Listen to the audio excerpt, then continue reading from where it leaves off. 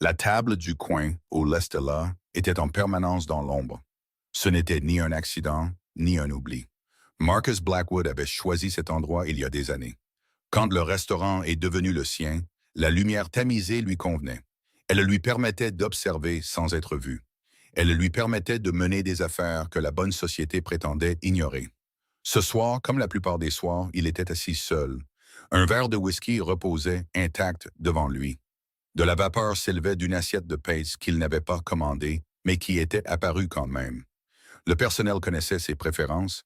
Ils savaient beaucoup de choses sur Marcus Blackwood. Ils en savaient assez pour le craindre. Deux gardes du corps encadraient l'entrée. Leurs épaules remplissaient l'encadrement de la porte. Leurs yeux ne cessaient de bouger. Entre eux et Marcus s'étendait une salle à manger aux nappes blanches et aux serveurs nerveux. Personne ne s'approchait de sa table sans y être invité. Personne n'osait. Le restaurant bourdonnait de la foule habituelle du vendredi. Les verres s'entrechoquaient, les conversations murmuraient, quelque part près de la cuisine. Un directeur riait trop fort à la blague d'un client. Marcus remarquait tout, le couple qui se disputait doucement près de la fenêtre, l'homme d'affaires qui vérifiait son téléphone toutes les 30 secondes, l'homme âgé qui mangeait seul, savourant chaque bouchée comme si c'était la dernière. Il remarqua les gardes du corps changer de position. Il remarqua la serveuse qui faillit laisser tomber son plateau. Il ne remarqua pas l'enfant, pas avant qu'elle ne parle. Ma maman travaille si dur, mais le patron ne veut pas la payer. La voix venait de près de son coude, petite, claire, sans peur. Marcus tourna lentement la tête. Une fillette se tenait à côté de sa table. 6 ans, peut-être 7, les cheveux sombres attachés en une queue de cheval qui commençait à se défaire. Des yeux qui le regardaient droit dans les siens, sans ciller. Elle portait une robe bleue délavée, propre mais usée sur les bords. Ses chaussures avaient été blanches autrefois. Maintenant, elles étaient grises. Marcus l'étudia un long moment. « C'est à moi que tu parles ?» demanda-t-il. La fillette hocha la tête. Monsieur Tony a dit « C'est vous le vrai patron. » Sa voix ne trembla pas. Il a dit « C'est vous qui payez tout le monde. » Marcus sentit quelque chose bouger dans sa poitrine. Une fissure dans la glace, peut-être, ou juste de la surprise. Il possédait ce restaurant. Il possédait l'immeuble qui l'abritait. Il possédait tout le pâté de maison, même si peu de gens le savaient. Tony Marcello gérait le Lestella pour lui. Il le gérait depuis 3 ans. Tony Marcello qui était en ce moment en train de rire au bar. Tony Marcello qui apparemment ne payait pas ses employés. Marcus regarda de nouveau la fillette. Aucune peur dans ses yeux. Pas la moindre. D'habitude, les enfants sentaient le danger autour de lui. Ils pleuraient ou se cachaient derrière leurs parents. Celle-ci tenait bon, comme un soldat se présentant au rapport. « Quel est ton nom ?» demanda Marcus. « Lily. »« Lily ?» répéta-t-il lentement. « Et ta mère travaille ici ?» Lily hocha la tête. Derrière elle, Marcus vit ses gardes du corps remarquer enfin l'intrusion. Leurs visages montraient de la confusion, puis de l'inquiétude. Un enfant était passé devant eux. Un enfant avait atteint la table de leur patron. Marcus leva légèrement une main. Les gardes s'immobilisèrent. Il se tourna de nouveau vers Lily. « Dis-moi en plus. » Lily n'attendit pas que Marcus le demande 2 fois. « Ma maman travaille ici, dit-elle. Elle apporte la nourriture aux tables. Elle nettoie quand les gens partent. Elle arrive tôt le matin et reste jusqu'à tard le soir. » Marcus écoutait sans l'interrompre. Le bruit du restaurant s'estompa autour d'eux. À cet instant, seule la voix de l'enfant existait. « Monsieur Tony est censé la payer chaque semaine. » Lily leva 6 petites doigts, mais il ne l'a pas payé depuis tout ce nombre de semaines. 8 semaines. Marcus laissa ce chiffre s'installer dans son esprit. 6 semaines sans salaire. 6 semaines de travail volé. Chaque fois que maman demande, continua Lily. Monsieur Tony dit la semaine prochaine. Puis la semaine prochaine arrive et il dit encore la semaine prochaine. C'est toujours la semaine prochaine. Mais la semaine prochaine, il n'y a jamais d'argent. La voix de la fillette ne portait aucun apitoiement. Elle parlait comme quelqu'un qui rapporte des faits, comme quelqu'un qui a appris trop jeune que le monde n'est pas toujours juste. Maman ne dîne plus. La mâchoire de Marcus se crispa. Elle dit qu'elle n'a pas faim. Elle dit qu'elle a mangé au travail, mais je la regarde. Les yeux de Lily se baissèrent vers le sol pour la première fois. Elle boit juste de l'eau. Elle fait semblant que le verre est plein de soupe. Mais ce n'est pas le cas. C'est juste de l'eau. Quelque chose se tordit dans la poitrine de Marcus. Un sentiment qu'il avait enterré il y a longtemps. un sentiment qu'il ne voulait pas nommer. « Pourquoi ta mère n'a-t-elle rien dit à personne d'autre » demanda-t-il. « Aux autres employés, aux clients, à quelqu'un. » Lily se tut. Le silence s'étira entre eux. 3 secondes, 5, 10. Quand elle parla de nouveau, sa voix s'était réduite à presque rien. Monsieur Tony a dit que si maman le dit à quelqu'un, elle perdra son travail. Les mots sortirent en un murmure. Il a dit qu'il connaît des gens importants. Il a dit que personne à Chicago ne l'embauchera plus jamais. Marcus comprit immédiatement. Tony Marillo ne se contentait pas de voler des salaires. Il utilisait la peur comme une arme. Il ciblait quelqu'un qui ne pouvait pas se défendre, quelqu'un de désespéré, quelqu'un de seul. Il y a autre chose, dit Lily. Le loyer est dû dans 4 jours. Si maman ne peut pas payer, le propriétaire nous mettra dehors. Dehors où? De notre appartement. Lily leva de nouveau les yeux vers lui. Il est petit et le chauffage ne marche pas bien, mais il est à nous. Maman dit, tant qu'on a un toit, on a tout. 4 jours, 6 semaines de salaire volé, une mère qui avait cessé de manger pour que son enfant puisse se nourrir. Marcus se pencha légèrement en avant. « Pourquoi es-tu venu me voir, Lily? Sais-tu qui je suis? » La fillette hocha lentement la tête. « Vous êtes le patron, le vrai. Tout le monde a peur de vous, et vous, vous n'avez pas peur. » Lily réfléchit attentivement à la question, ses petites mains jointes devant sa robe. « J'ai peur, admit-elle. Mon cœur bat très vite en ce moment. Alors pourquoi venir me voir? Parce que j'ai plus peur de perdre notre maison. » Son menton se releva. « Et parce que maman ne peut pas demander de l'aide, alors je dois le faire. » Marcus se rassit dans son fauteuil. De l'autre côté du restaurant, Tony Marcello se tenait au bar. Il riait avec un groupe de clients bien habillés. Il tenait d'un verre de vin cher. Il ressemblait à un homme sans le moindre souci au monde. Marcus l'observa. La colère monta lentement au début, une étincelle dans son estomac, une chaleur se propageant dans ses veines. Tony travaillait pour lui. Tony gérait son restaurant. Tony le représentait. Et Tony détruisait la vie d'une femme en buvant du vin que Marcus payait. L'étincelle devint une flamme. « Montre-moi ta mère. » Marcus garda une voix douce. Bob de Nagashern, de voix douce. Ce n'était pas un ordre, mais une demande. Lily se tourna et pointa du doigt à travers la salle. Là-bas, celle avec le grand plateau. Marcus suivit son doigt. Une femme se déplaçait entre les tables près de la porte de la cuisine. Elle portait un plateau chargé de 4 assiettes de pâtes. Le poids faisait légèrement trembler ses bras. Elle marchait vite, presque en courant, se faufilant dans la salle bondée avec une précision habituée. Sophia Carter. Marcus l'étudia attentivement. Elle était jeune, peut-être la fin de la vingtaine. Des cheveux sombres attachés en un chignon qui se défaisait. Des mèches tombaient sur son visage et elle ne pouvait pas les repousser car ses mains étaient pleines.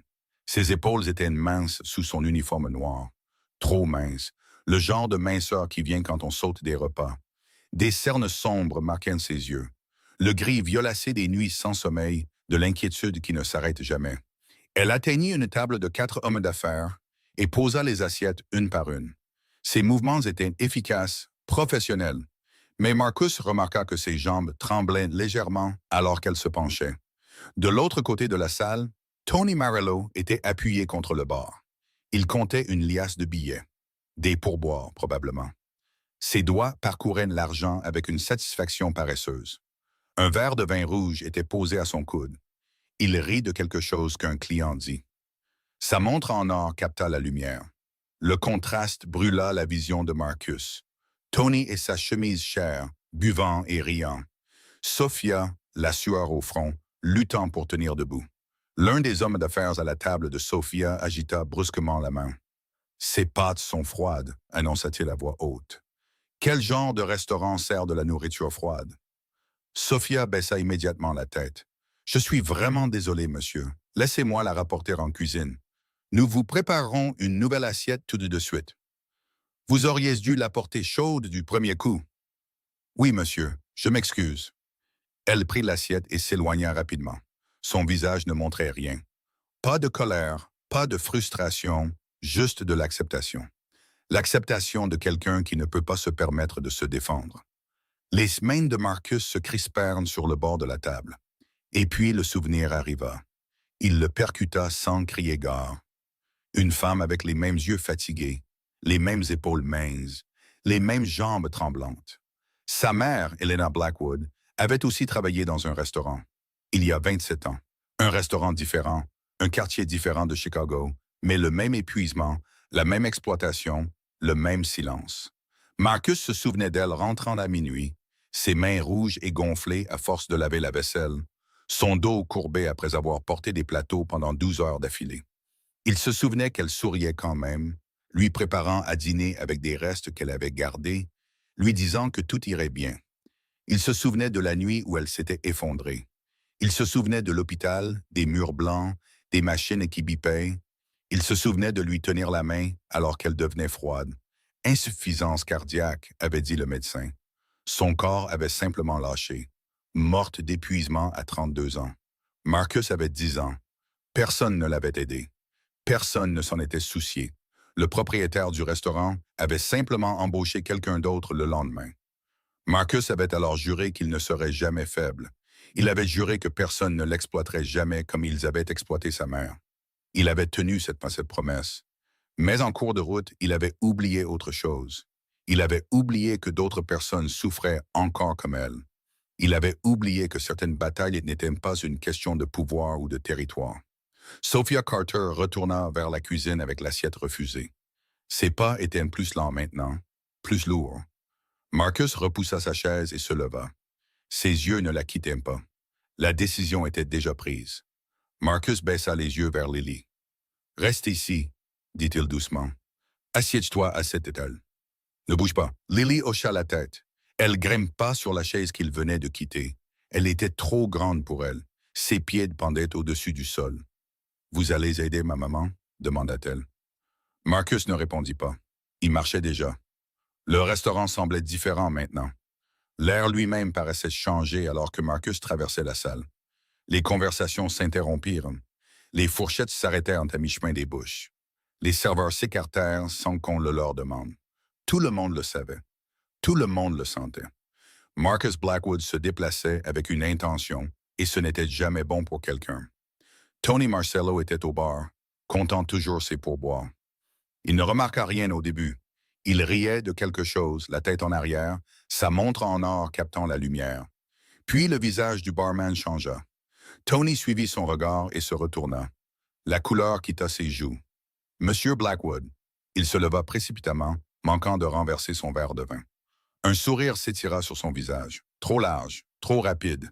« Je ne savais pas que vous veniez ce soir. Laissez-moi préparer votre table VIP. Voulez-vous votre boisson habituelle? Je prendrai Sophia Carter. » La voix de Marcus trancha le babil de Tony comme une lame. Tony cligna des yeux. « Pardon. Sophia Carter. Depuis combien de temps travaille-t-elle ici? » La question n'était clairement pas ce à quoi Tony s'attendait. Son sourire vacilla. Ses yeux allèrent de gauche à droite. « Sophia, vous voulez dire la serveuse? » Il rit nerveusement. « Je ne sais pas. Peut-être 7 ou 8 mois. Elle est juste à temps partiel. Rien de spécial. » Pourquoi? Elle n'a pas été payée depuis 6 semaines. Les mots tombèrent comme des pierres dans l'eau calme. Le sourire de Tony s'effondra. « 6 semaines? » répéta Marcus. « Pourquoi? Où avez-vous entendu ça? » Tony força un autre rire.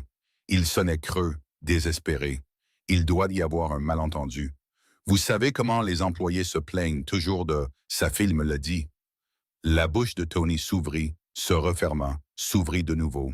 Une fillette de 6 ans, continua Marcus, sa voix baissant d'un ton.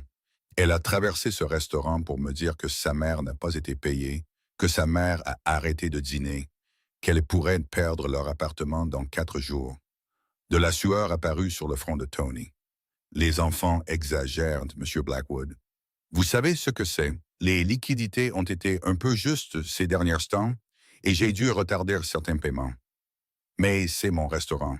Les mots étaient calmes, presque doux, mais ils portaient le poids d'une autorité absolue.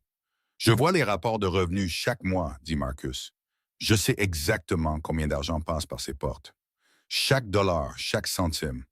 Le Lestella est rentable, très rentable. Le visage de Tony était passé de pâle à gris. Alors, je vais vous le demander une dernière fois. Marcus s'approcha, assez près pour que Tony doive lever les yeux pour croiser son regard. Pourquoi Sophia Carter n'a-t-elle pas été payée? Le barman avait disparu. Les clients des tables voisines s'étaient tus. Deux serveurs se tenaient figés près de la porte de la cuisine. Tony déglutit difficilement. Sa pomme d'Adam bougea dans sa gorge. C'est compliqué, murmura-t-il. Il y a des choses que vous ne comprenez pas. J'allais arranger ça. J'avais juste besoin de plus de temps à mon bureau. Marcus se tourna vers le couloir du fond. Maintenant, ce n'était pas une demande. Tony savait que ce n'était pas une demande. Il le suivit, les jambes tremblantes. La porte du bureau se referma avec un clic lourd. Dominic Santino se tenait contre le mur, les bras croisés. Il était apparu au moment où Marcus s'était dirigé vers le couloir. Pas besoin de mots. Après 15 ans ensemble, Dom pouvait lire Marcus comme un livre ouvert. Tony se tenait au centre de la petite pièce. Ses mains ne cessaient de bouger, ajustant son col, essuyant ses paumes sur son pantalon, touchant son visage. Marcus s'assit derrière le bureau. Les registres de paie, dit-il. Maintenant. Les jambes de Tony le portèrent jusqu'au classeur. Ses doigts tâtonnèrent avec le tiroir. Des papiers bruissèrent. Un dossier en sortit, épais de documents. Il le posa sur le bureau avec des mains tremblantes. Marcus l'ouvrit lentement. Ses yeux parcoururent les pages, colonne après colonne de noms et de chiffres, date de paiement, heures travaillées, salaire distribué. Tout semblait normal à première vue. Puis il trouva le nom de Sophia Carter. À côté, un seul mot, en attente. Il tourna la page. Un autre nom, Maria Gonzalez, en attente. Un autre, James Wu, en attente. Un autre, Elena Petrova, oui, en attente. 4 employés, 6 semaines de salaire, tous en attente. Marcus leva les yeux. Expliquez. La voix de Tony se cassa. Ils avaient des problèmes de performance. Ils arrivaient en retard, faisaient des erreurs. J'attendais de revoir leurs fiches de présence. Quoi? Montrez-moi les fiches de présence. Le visage de Tony devint encore plus blanc. Il récupéra un autre dossier, plus mince cette fois. Ses mains tremblaient si fort qu'il faillit le laisser tomber. Marcus trouva immédiatement les dossiers de Sophia. Arrivée, 6h47 du matin, tous les jours. Départ, 23h23, tous les jours. Aucune absence, aucun retard, aucun départ anticipé. Elle était la première à arriver et la dernière à partir.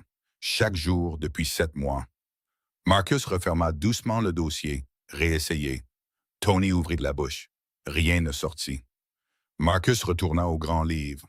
Son doigt traça les colonnes. Revenus, dépenses, paie, services publics, fournitures. Et puis, il le trouva. Un retrait de 8 000 $. Aucune catégorie, aucune explication.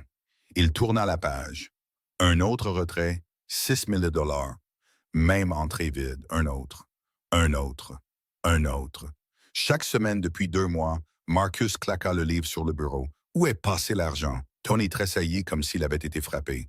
Le silence emplit la pièce.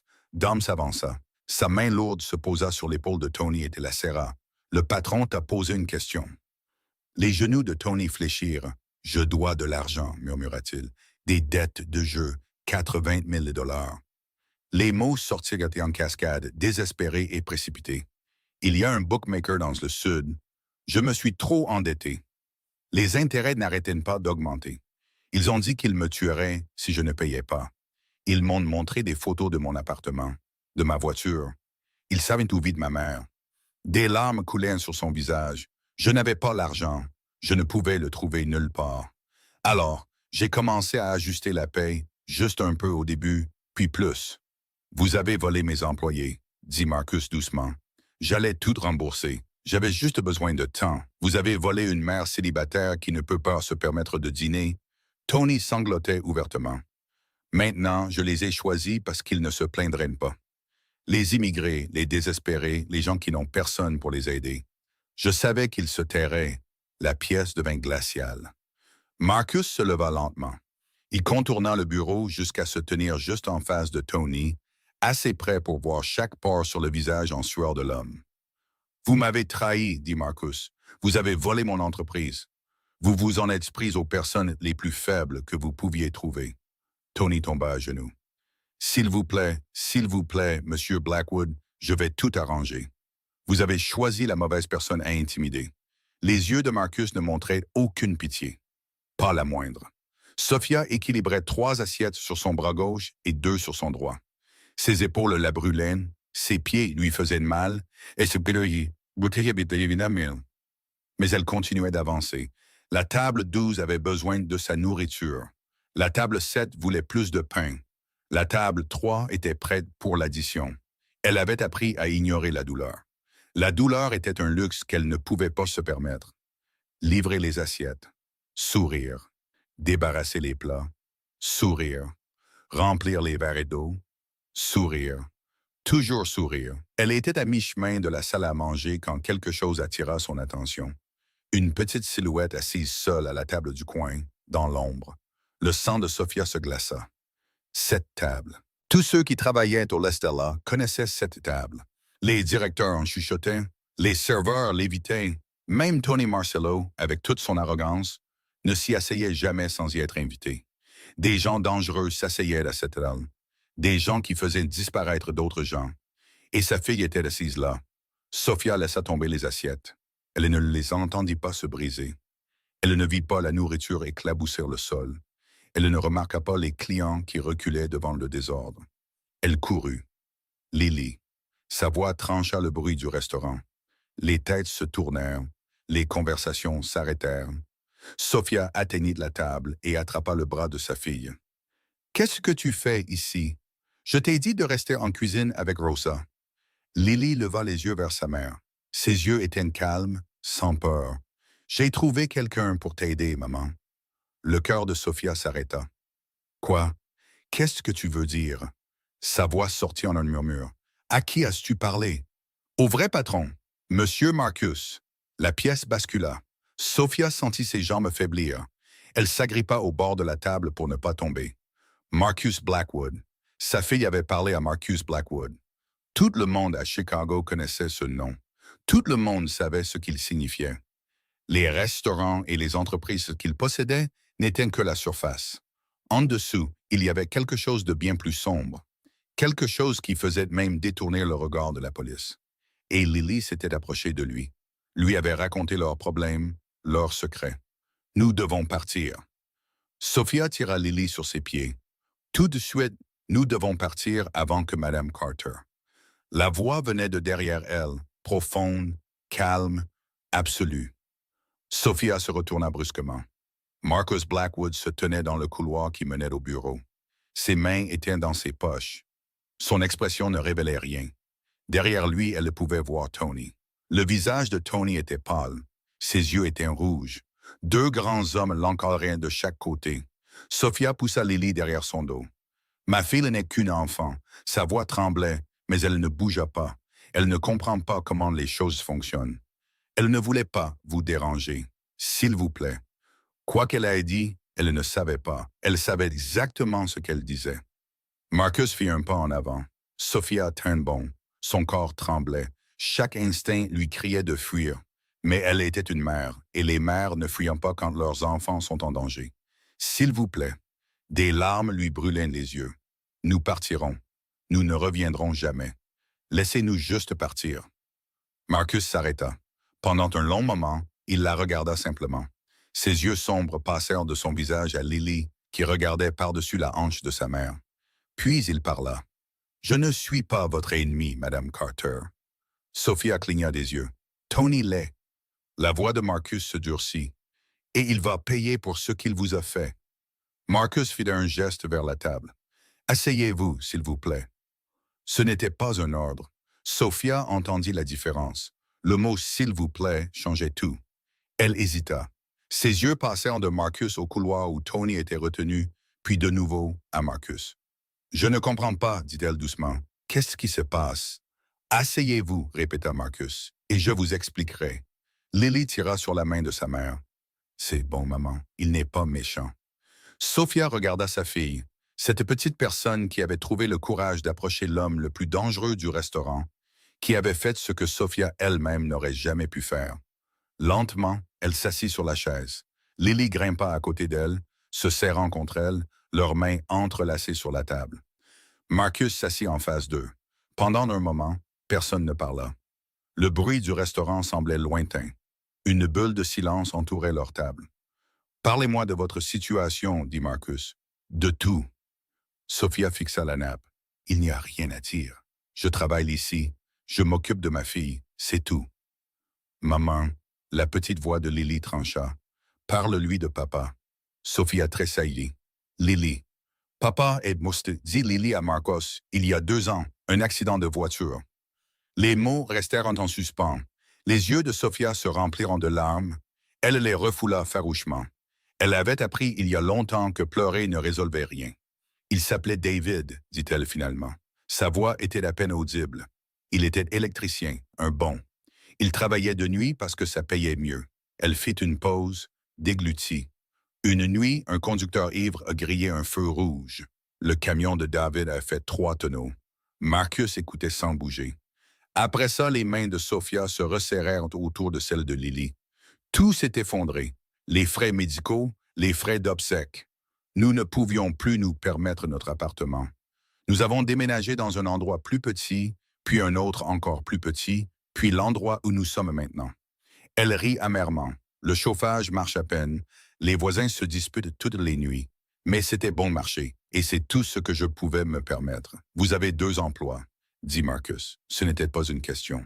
Sophia hocha la tête, le ménage pendant la journée, le service ici la nuit. Tony a promis que je pourrais amener Lily après l'école. Il a dit que Rosa la surveillerait en cuisine. Sa voix se durcit légèrement. C'est la seule raison pour laquelle j'ai pris ce travail.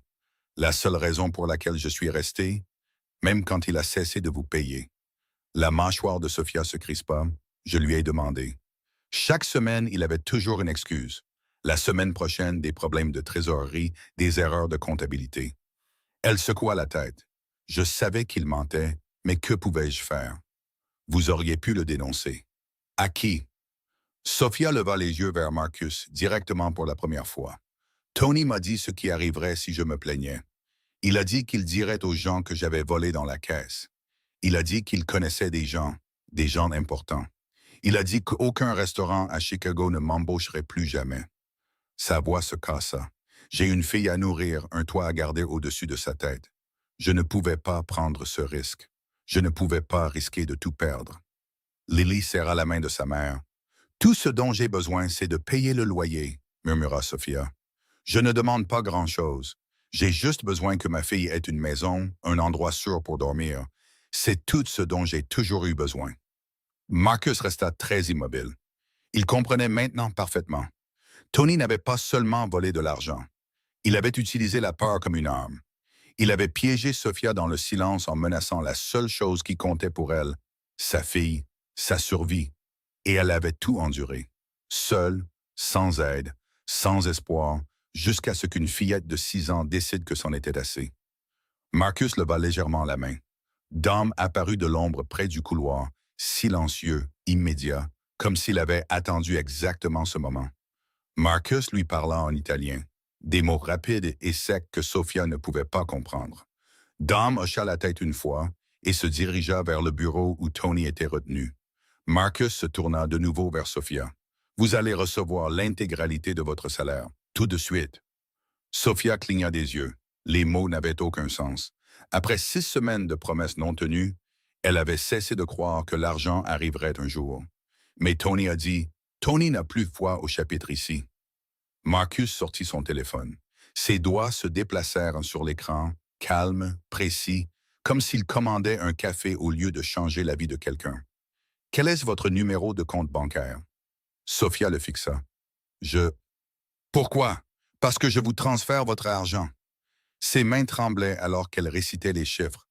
Elle regarda Marcus les taper, le regarda appuyer une dernière fois sur l'écran. Son téléphone vibra dans la poche de son tablier. Elle le sortit lentement, ayant peur de regarder. Peur que ce soit une autre blague cruelle. La notification brillait sur l'écran fissuré. Dépôt reçu. Le nombre en dessous lui fit halter. C'est plus que mon salaire. Elle leva les yeux vers Marcus, la confusion et le choc se disputant sur son visage. C'est presque le double de ce que Tony me devait. Le supplément est pour ce que vous avez enduré. Marcus remit son téléphone dans sa veste. Considérez cela comme une compensation. Lily attrapa le bras de sa mère. Maman, maman, regarde le chiffre. Ses yeux étaient grands ouverts. On peut payer le loyer. On peut rester dans notre appartement. Sophia ne pouvait pas parler. Des larmes coulèrent sur ses joues. Elle n'essaya pas de les arrêter cette fois. Pour la première fois depuis des mois, ce n'étaient pas des larmes de désespoir. C'était tout autre chose. Je ne sais pas quoi dire. Vous n'avez rien à dire. Marcus se leva. Restez ici. J'ai des affaires à régler. Il se dirigea vers le bureau sans se retourner. La porte était déjà ouverte. Dom se tenait à l'intérieur, les bras croisés. Tony était à genoux sur le sol au centre de la pièce. Son visage était mouillé de larmes et de sueur. Sa chemise chère était froissée et tachée. Il leva les yeux quand Marcus entra. « Monsieur Blackwood, s'il vous plaît. » Sa voix se cassa. « J'ai fait une erreur. Une terrible erreur, mais je peux la réparer. Je rembourserai tout. Je travaillerai gratuitement. » Marcus s'arrêta devant lui. « Vous avez volé mes employés. J'étais désespéré. Les dettes de jeu. Vous les avez menacés. Vous avez utilisé leur peur pour les faire taire. Je ne voulais pas. Vous avez trahi ma confiance. » Les sanglots de Tony emplirent la petite pièce. « S'il vous plaît, donnez-moi une autre chance. Je travaille pour vous depuis 3 ans. » 3 ans? Ça ne compte pas pour quelque chose? Marcus le regarda de haut. Sophia Carter a travaillé ici pendant 7 mois. 7 mois à arriver la première et à partir la dernière. 7 mois à porter des plateaux jusqu'à ce que ses jambes tremblent. 7 mois à surveiller sa fille tout en sautant des repas elle-même. Sa voix baissa d'un ton. Lui avez-vous donné une chance? Tony n'eut aucune réponse. Marcus se tourna vers Dom. Sortez-le de mon territoire. Il a 24 heures pour quitter Chicago. Dom attrapa le bras de Tony et le releva. Et s'il montre son visage ici à nouveau, Marcus fit une pause à la porte. Tu sais quoi faire. La dernière chose que Tony vit avant que la porte ne se ferme fut Marcus retournant vers la table de Sophia, marchant vers une femme et un enfant qu'il connaissait à peine, marchant comme un homme qui s'était enfin souvenu pourquoi le pouvoir comptait. La porte arrière de l'Estella donnait sur une ruelle étroite. Aucun lampadaire n'arrivait jusqu'ici. Aucun témoin ne s'attardait, juste des ombres, le silence et le grondement lointain de la circulation sur la route principale. Tony trébucha en passant la porte. 2 des hommes de Marcus lui tenaient les bras.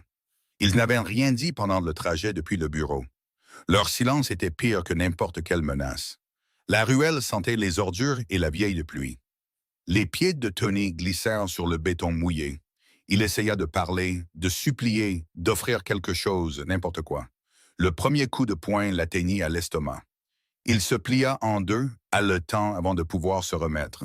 Un poing rencontra sa mâchoire, puis ses côtes, puis son visage. Il travaillait efficacement. Aucun mouvement gaspillé, aucune violence excessive, juste assez de douleur pour envoyer un message, juste assez pour qu'il se souvienne. Quand ils eurent fini, Tony gisait écroulé contre une benne à ordures. Du sang coulait de son nez sur sa chemise autrefois chère. Son œil gauche commençait déjà à enfler. Chaque respiration envoyait du feu dans ses côtes meurtries. L'un des hommes s'accroupit à côté de lui. Des mains fouillèrent les poches de Tony, en sortirent son portefeuille, retirèrent chaque billet à l'intérieur. Le portefeuille tomba sur sa poitrine. Vide. Des pas s'approchèrent de la porte. La silhouette massive de Dom bloqua le peu de lumière qui filtrait dans la ruelle. Il se tenait au-dessus de Tony comme un monument à tout ce qui avait mal tourné. Le patron a dit que tu as 24 heures, Tony toussa. Du sang éclaboussa le béton. 24 heures pour quitter Chicago, continua Dom. Sa voix ne portait aucune émotion. Après ça, si quelqu'un voit ton visage, il ne termina pas la phrase. Il n'en avait pas besoin. Les hommes se tournèrent et retournèrent vers le restaurant. La porte se referma derrière eux. Tony gisait seul dans l'obscurité. Pendant longtemps, il ne bougea pas. Le froid s'infiltra dans ses vêtements. La douleur pulsait par vagues. Ses pensées se dispersèrent comme du verre brisé. Puis lentement, quelque chose d'autre commença à se former. Pas la peur, pas le désespoir, la haine. Cela commença comme une étincelle dans sa poitrine, une petite flamme qui grandissait à chaque respiration saccadée. Elle se propagea dans son corps, le réchauffant contre le froid. Une fillette de 6 ans, il murmura les mots à la ruelle vide. Une serveuse sans valeur. Il se hissa sur ses coudes. Le mouvement envoya une agonie à travers ses côtes. Il s'en fichait. Blackwood m'a détruit à cause d'eux. 3 ans. Il avait géré le Lestella pendant 3 ans. Il avait été loyal, fiable. Il avait fait gagner de l'argent à Marcus. Et maintenant, il n'avait rien. Pas de travail, pas d'argent, pas d'avenir. La dette de jeu existait toujours. 80 000 $. Les collecteurs ne se soucieraient pas de ses excuses. Ils le trouveraient. Ils trouvaient toujours les gens. Tony cracha du sang sur le sol. Sa main se déplaça vers la poche de sa veste, trouva son téléphone. L'écran était fissuré par les coups, mais il fonctionnait encore. Il fit défiler ses contacts avec des doigts tremblants. Les noms et les numéros défilaient. Des gens qui ne l'aideraient pas. Des gens qui l'avaient déjà oublié. Puis il s'arrêta. Un nom, Frankie Gallo. Tony le fixa un long moment. Frankie travaillait pour Victor Rossi. Tout le monde à Chicago connaissait Victor Rossi. Il était l'autre roi de la pègre. Celui qui essayait de prendre le territoire de Marcus Blackwood depuis des années. Celui qui paierait n'importe quoi pour des informations sur son rival. Tony avait entendu des rumeurs. Victor préparait quelque chose de grand. Il cherchait des faiblesses. Il cherchait des moyens d'infiltrer l'opération de Marcus. Tony savait des choses, des itinéraires, des horaires, des habitudes. Il connaissait une serveuse et sa fille. Il savait que Marcus Blackwood, l'homme sans faiblesse, en avait peut-être enfin une. Tony appuya sur le bouton d'appel. Le téléphone sonna 2 fois. « Ouais, Frankie, c'est Tony Marillo. » Il essuya le sang de sa lèvre. « J'ai besoin de parler à Victor aussi. » Ce soir, la lumière du matin filtrait à travers les fenêtres du Lestella. Sophia se tenait devant la porte d'entrée, la main de Lily dans la sienne. Elle avait parcouru ce chemin une centaine de fois, mais aujourd'hui, c'était différent. Aujourd'hui, ses pieds ne traînaient pas. Aujourd'hui, ses épaules ne lui faisaient pas mal avant même que son service ne commence. Elle poussa la porte. Le restaurant avait l'air identique. Nappe blanche, verre poli, l'odeur de pain frais flottant depuis la cuisine. Mais quelque chose avait changé. La présence de Tony avait disparu. Sa chaise derrière le bar était vide. Ses photographies encadrées d'or avaient été retirées du mur. Même l'air semblait plus léger, comme si un lourd brouillard s'était enfin levé. Une femme se tenait près de la caisse, 50 ans, peut-être plus, des cheveux argentés attachés en un chignon serré, des yeux vifs qui ne manquaient rien. Elle leva les yeux quand Sophia entra. « Madame Carter. » Sophia hocha la tête avec hésitation. « Je suis Maria. » La femme tendit la main. Sa poignée était ferme. « Professionnelle. Je suis la nouvelle directrice. Monsieur Blackwood m'a nommé ce matin. » Sophia lui serra la main, toujours incertaine de ce à quoi s'attendre. L'expression de Maria s'adoucit légèrement. « Il a laissé des instructions très précises à votre sujet. » Dit-elle, « Vous serez traité équitablement ici. Vos salaires seront payés à temps. Et votre fille est la bienvenue pour rester en cuisine avec Rosa chaque fois que vous en aurez besoin. » Sophia sentit de nouveau les larmes monter. Elle les refoula. « Je ne sais pas quoi dire. Vous n'avez rien à dire. Faites simplement votre travail. » Maria fit un signe de tête vers la salle à manger. Le service du petit déjeuner commence dans 10 minutes. Sophia travailla ce matin-là avec un sentiment qu'elle avait presque oublié. La paix. Personne ne lui cria dessus. Personne ne la menaça. Quand elle eut fini ses tables, Maria lui donna une pause de 15 minutes. Une vraie pause avec une chaise et un verre d'eau. Dans la cuisine, Rosa avait déjà réclamé Lily. La vieille cuisinière avait dégagé un espace sur le comptoir. De la farine saupoudrait la surface. Une boule de pâte attendait. « Aujourd'hui, annonça Rosa avec une touche dramatique, nous faisons de la pizza. » Les yeux de Lily s'écarquillaient d'excitation. Sophia regarda par la fenêtre de la cuisine sa fille apprendre à étaler la pâte. Les petites mains de Lily s'enfonçaient dans la surface molle. De la farine couvrait son nez. De la sauce tomate éclaboussait son tablier. Elle riait. Sophia ne se souvenait pas de la dernière fois qu'elle avait entendu ce son. La foule de l'après-midi se clairsema vers 3 heures. Sophia débarrassait une table près de la fenêtre quand la porte d'entrée s'ouvrit. Elle leva les yeux. Marcus Blackwood entra. Il portait un costume sombre, parfaitement taillé. Son visage ne révélait rien alors qu'il balayait le restaurant du regard, vérifiant, observant. 2 gardes du corps le suivaient, mais restèrent près de l'entrée. Maria s'approcha de lui immédiatement. Ils parlèrent à voix basse. Affaires, chiffres et horaires. Puis une petite voix trancha la pièce. Monsieur Marcus, Lily sortit en trombe de la cuisine. De la farine couvrait son visage. Son tablier était un désastre de taches. Elle portait une petite pizza difforme sur une assiette en carton. J'ai fait de la pizza. Rosa a aidé, mais j'ai fait le plus gros. Voulez-vous goûter? Sophia retint son souffle. Marcus regarda la pizza. La croûte était inégale. Le fromage avait brûlé par endroits. Le pepperoni avait glissé d'un côté pendant la cuisson. Il prit d'une part. Il prit d'une bouchée. Il mâcha lentement, délibérément. Délicieux, dit-il. Lily rayonna. Sophia resta figée près de la fenêtre, regardant cette scène se dérouler. L'homme le plus craint de Chicago mangeant la pizza brûlée d'un enfant et la trouvant délicieuse. Marcus jeta un coup d'œil à travers la pièce. Leurs regards se croisèrent. Il hocha la tête une fois, un petit geste, presque rien. Puis il se tourna et parla à Maria d'autre chose. Sophia le regarda partir quelques minutes plus tard. Ses gardes du corps se mirent au pas derrière lui. La porte se referma. Elle regarda Lily, qui courait déjà vers la cuisine pour d'autres leçons de pâtisserie. Une question se forma dans son esprit. Une question à laquelle elle ne pouvait répondre. Pourquoi Marcus Blackwood se souciait-il d'elle? Le penthouse s'étendait, vide, autour de lui, 40 étages au-dessus de Chicago. Marcus était assis seul dans l'obscurité. La ville brillait en dessous comme une mer de diamants dispersés. La circulation rampait silencieusement dans les rues lointaines. Des vies se déroulaient dans de petites fenêtres. 1 million d'histoires qu'il ne connaîtrait jamais. Il tenait une photographie dans ses mains. Les barbes étaient usées par des années de contact. Les couleurs s'étaient estompées en ton sépia, mais l'image restait assez claire. Une jeune femme, mince, fatiguée, belle malgré l'épuisement dans ses yeux. Elle tenait un petit garçon sur sa hanche. Le visage du garçon était sérieux, trop sérieux pour son âge. Sa main agrippait son col comme s'il avait peur qu'elle ne disparaisse. Helena Blackwood. Marcus tressa son doigt sur son visage. Il y a 27 ans, elle était vivante. Il y a 27 ans, elle le tenait comme ça. Il y a 27 ans, le monde était cruel mais pas encore insupportable. Les souvenirs venaient, qu'ils le veuillent ou non. Un appartement exigu dans le sud, du papier peint qui s'écaillait, un radiateur qui ne fonctionnait jamais correctement, l'odeur de choux des voisins.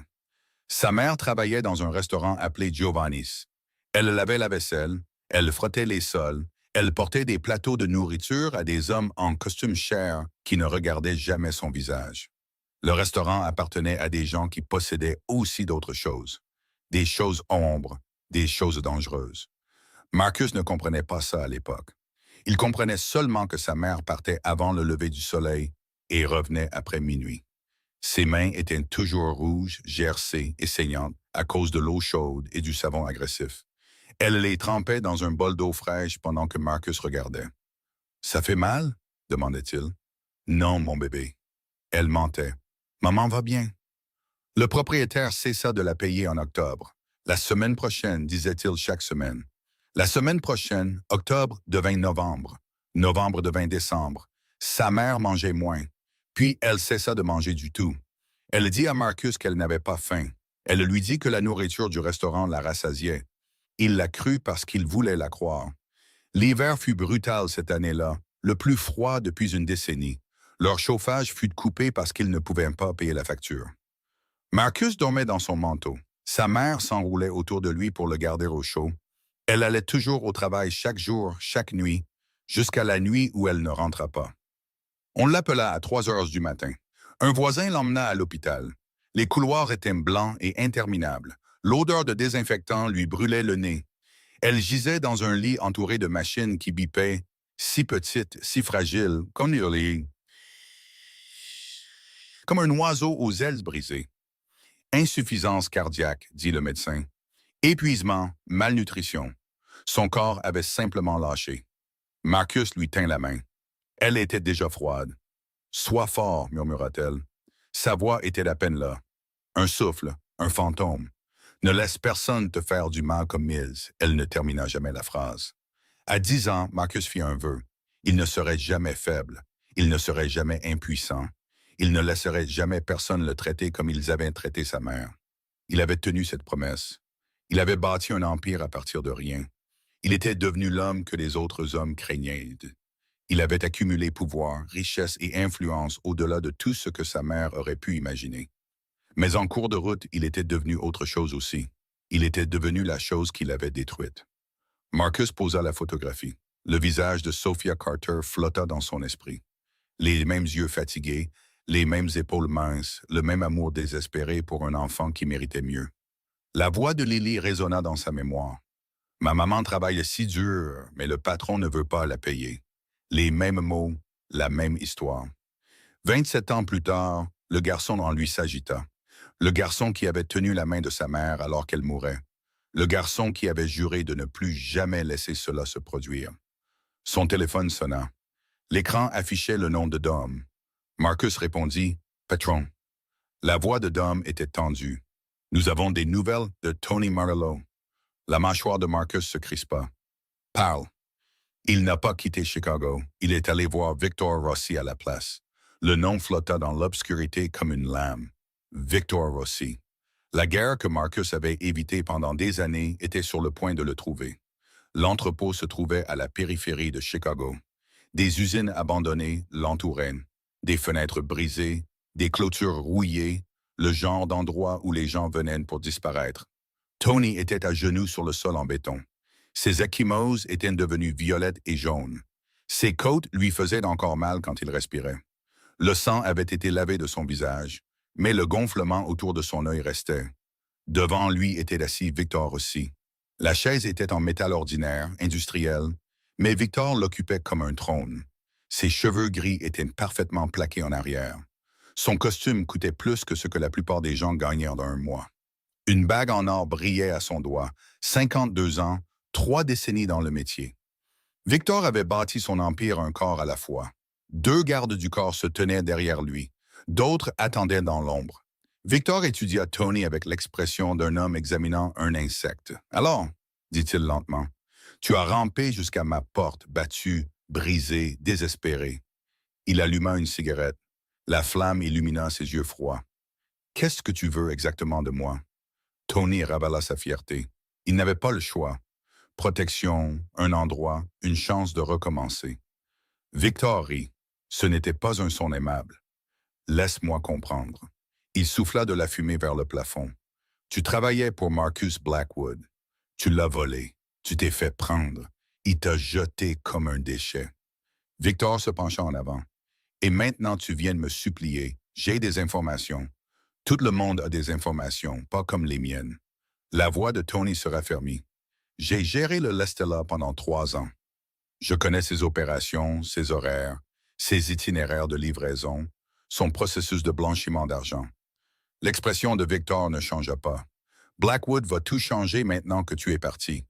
Tes informations ne valent déjà plus rien. Pas toutes. » Quelque chose dans le ton de Tony fit faire une pause à Victor. « Explique. » Tony leva la tête.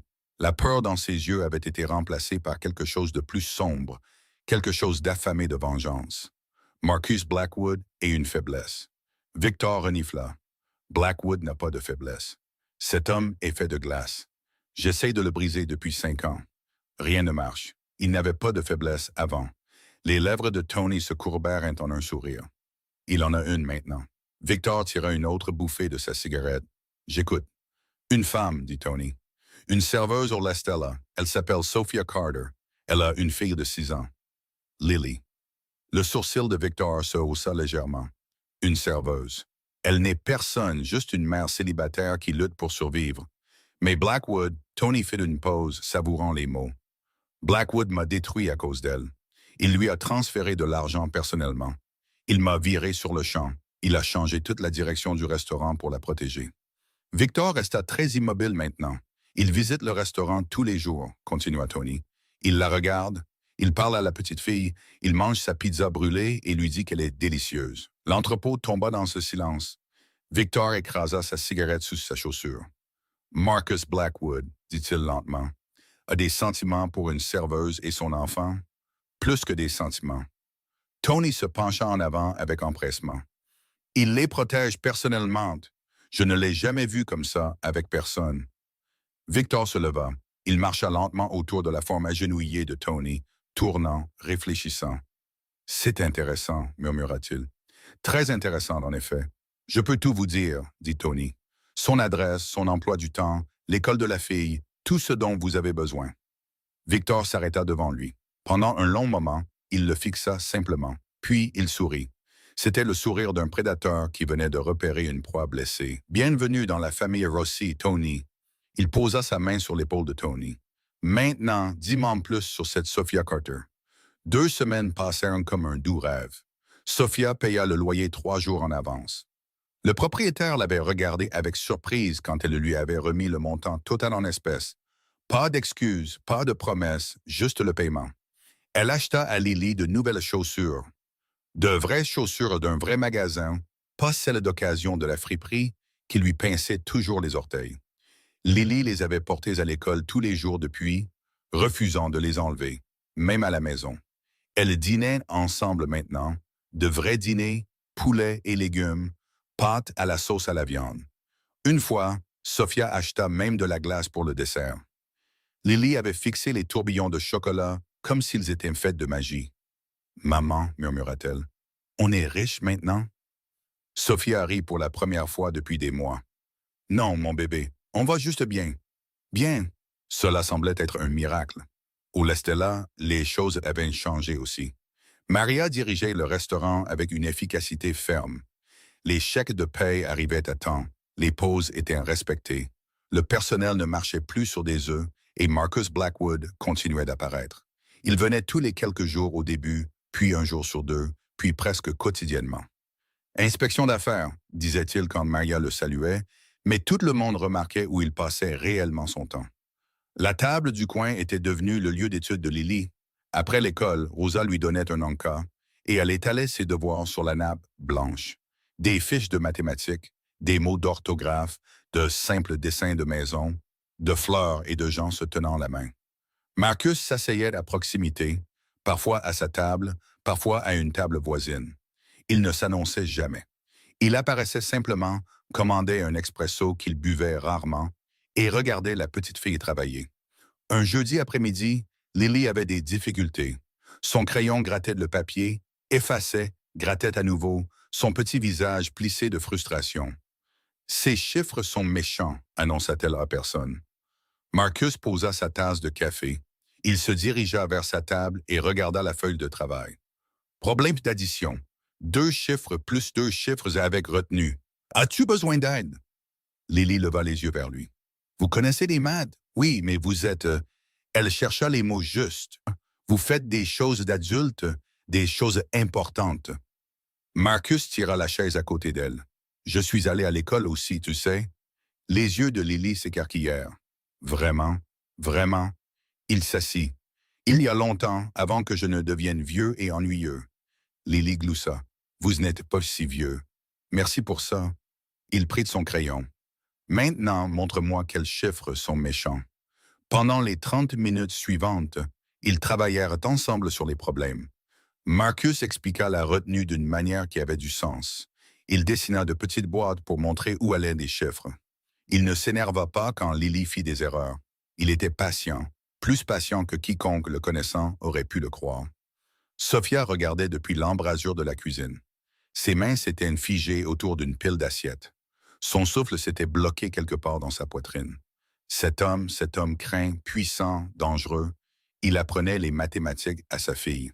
Sa voix était douce, ses mouvements étaient prudents. Il souriait quand Lily trouvait une bonne réponse. Quelque chose s'agita dans le cœur de Sophia. Quelque chose de chaud, d'inattendu et de terrifiant. « C'est fini », annonça finalement Lily. « Merci, monsieur Marcus. » Marcus se leva. « Tu as fait tout le travail. Je n'ai fait que montrer des choses. » Lily glissa de sa chaise. Avant que Marcus ne puisse réagir, elle jeta ses bras autour de ses jambes. « Vous êtes le meilleur, » dit-elle contre son genou. « Vous êtes si gentil avec moi et maman. » Marcus se figea complètement. Ses mains flottaient dans les airs, incertaines, ne sachant que faire de cette affection soudaine. Quand quelqu'un l'avait-il serré dans ses bras pour la dernière fois? Il ne s'en souvenait pas. Lentement, maladroitement, il tapota le sommet de la tête de Lily. « Va montrer tes devoirs à ta mère. » Lily le lâcha et courut vers la cuisine, agitant sa feuille de travail comme un drapeau. Marcus la regarda partir. Puis il se tourna et se dirigea vers la sortie. Il fit un signe de tête à Maria. Il passa devant son expresso intact. Il sortit dans l'après-midi de Chicago. Sur son visage, il y avait un petit sourire. Il y resta tout le long du chemin du retour. La matinée commença comme toutes les autres. Sophia accompagna Lily à l'école par leur itinéraire habituel, passant devant le magasin du coin avec son propriétaire sympathique, devant la laverie qui sentait toujours l'adoucissant, devant le petit parc où les pigeons se rassemblaient pour voler des miettes. Lily sautillait à côté d'elle, agrippant les bretelles de son sac à dos. « Maman, tu penses que M. Marcus viendra au restaurant aujourd'hui? » Sophia sourit. « Peut-être. C'est un homme occupé. Il a promis de vérifier mon test d'orthographe. » Lily sauta par-dessus une fissure dans le trottoir. « Je n'ai fait qu'une seule erreur. Beau, il y a trop de lettres. » Elles atteignirent les grilles de l'école à 8h15. Des enfants passaient en flot, des parents disaient au revoir, des enseignants se tenaient à l'entrée, saluant les élèves avec une gaieté habituée. Sophia s'agenouilla pour arranger le col de Lily. « Passe une bonne journée, mon bébé. Je viendrai te chercher à 3 heures. »« D'accord, maman. » Lily l'embrassa sur la joue. « Je t'aime plus. » Lily se tourna vers la grille. C'est alors que Sophia remarqua la voiture. Une berline noire, chère, polie, jusqu'à un éclat de miroir. Elle était garée sur le trottoir, juste en face de l'entrée de l'école. Le moteur tournait. Quelque chose de froid parcourut l'échine de Sophia. La porte s'ouvrit. Un homme en sortit. Il était plus âgé, la cinquantaine peut-être. Des cheveux gris plaqués en arrière avec précision. Un costume qui coûtait probablement plus que son loyer mensuel. Des bagues en or à ses doigts. Ses yeux trouvèrent Sophia immédiatement, comme s'il l'avait attendue. Il se dirigea vers elle avec la confiance tranquille de quelqu'un à qui on n'a jamais rien refusé dans la vie.